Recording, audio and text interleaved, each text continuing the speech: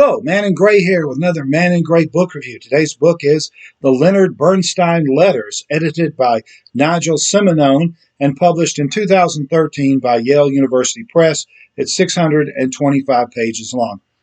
Uh, Leonard Bernstein was born in 1918 and died in 1990. He was the first symphony conductor born in the United States to achieve an international reputation. He was also famous for composing two very popular Broadway shows, On the Town and West Side Story. He also wrote the film score to the classic movie On the Waterfront. He also wrote a best-selling book, The Joy of Music, and he was also a proponent of, or an advocate of various liberal political positions in the 1960s and 1970s.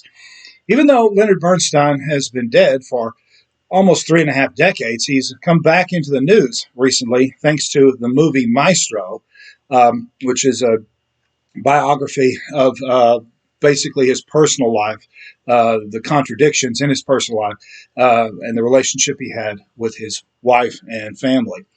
Leonard Bernstein never wrote an autobiography, but he was a prolific letter writer. He wrote hundreds of letters throughout his entire career, and this book contains a generous selection of those letters, beginning really at the start of his career when he became famous for stepping in at the last minute and conducting an orchestra concert, a radio broadcast at the last minute, and then concluding just shortly before his death.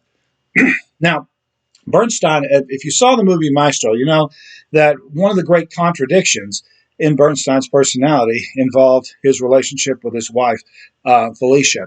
As the letters indicate, he truly was, and as the movie indicates, he truly did love his wife and children, and in some ways he wanted a traditional family life like, that was portrayed in the 1950s. Right?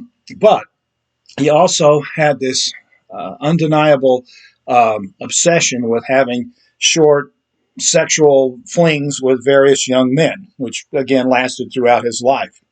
And in this book, it becomes clear that he was, from the very beginning, rather indiscreet about his sexual behavior.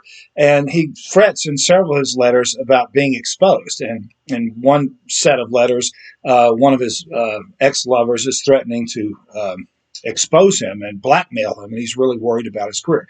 So he really did endanger his career a lot. There's also a letter in here from his wife in which she says, "I know what kind of person you are, and I also know that you love me. So let's make a deal. As long as you're discreet about your behavior and don't try to humiliate me in public, we'll maintain this relationship." And so that's basically what they did for most of their marriage. Toward the end of Felicia's life, though, Bernstein became increasingly indiscreet with his various flings with young men, and that's what led to their marriage breaking up. But that's not the only contradiction in Bernstein's life. He was always torn in two directions in terms of music. He wanted to be taken seriously as a major composer. He had great ambitions to be an important composer. But composing is a solitary profession. You have to go home, sit in front of a piano or a music paper and compose. But he also wanted to be the center of attention. He was an extrovert. He loved having people around him and having attention. Of course, being a symphonic conductor is not a solitary profession, right? You're surrounded by dozens or even 100 people. And throughout these letters, you see him complaining about not having enough time to write music. But he constantly chooses to go off on tour and tour with various orchestras or go to different countries and conduct when he could have stayed home and composed music. In fact, there's one period in it that's talked about in this book where he takes a year off from conducting to concentrate on composition.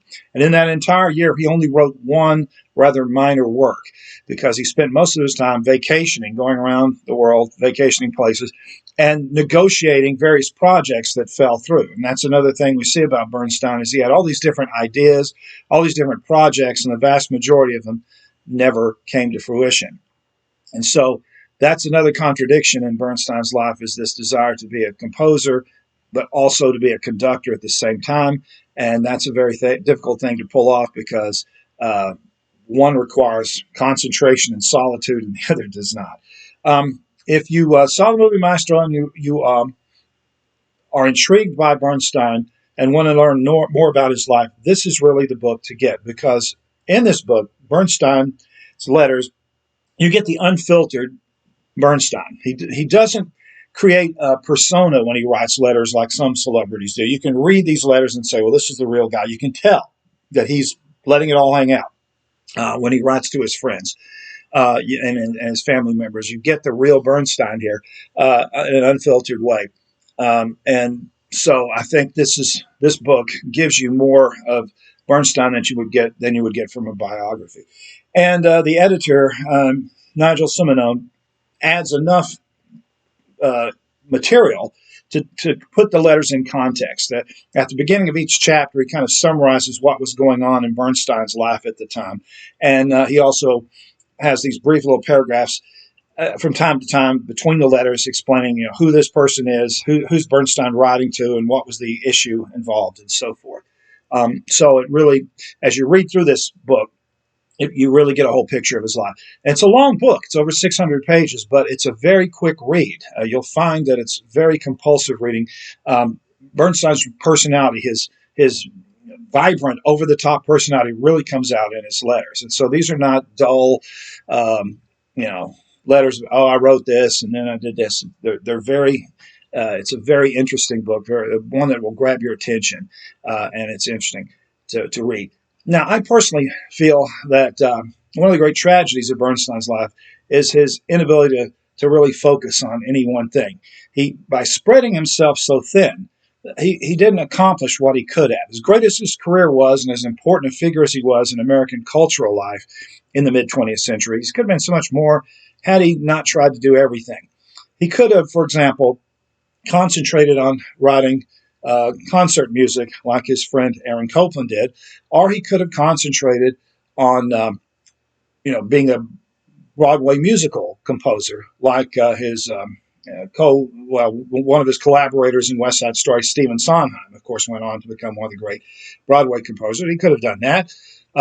He could have concentrated on being a symphony conductor. After he left the New York Philharmonic in 1969, he never held another permanent symphony conducting job. He became a freelancer after that.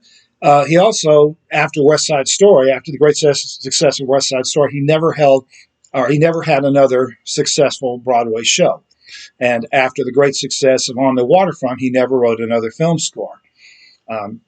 He wrote only 2 books during his lifetime. Joy of Music was a big bestseller, and he also had a book he published in the 1970s called The Unanswered Question, which was made up of a group of lectures that he did. So he could have become an important musical journalist, but he didn't do that either.